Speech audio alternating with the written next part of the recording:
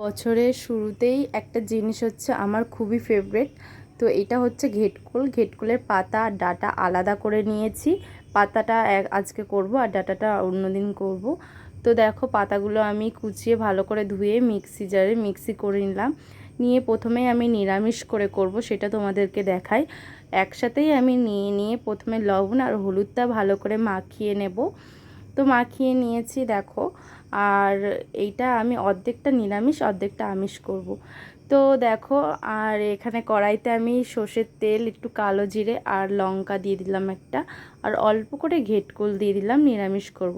তো ভালো করে কষিয়ে একদম মাখো মাখো হয়ে গেছে, চিনি দিয়ে লাভিয়ে নিলাম একটু মিষ্টি দিয়ে।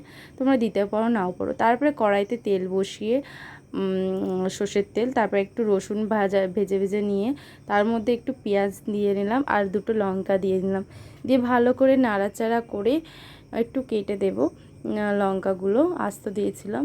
তো তোমরা এইভাবে ভেজে নেবে।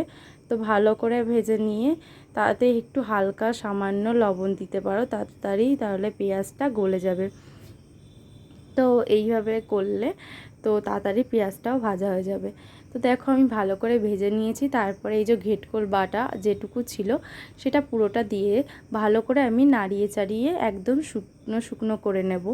যতক্ষণ না না শুকনো হচ্ছে অনবরত এইভাবেই নেড়ে যাবে, তাহলে তার টেস্ট লাগবে না। দেখো আমি নাড়তে নাড়তে আমার কড়াটাও ধরে গেছে, এমন অবস্থা।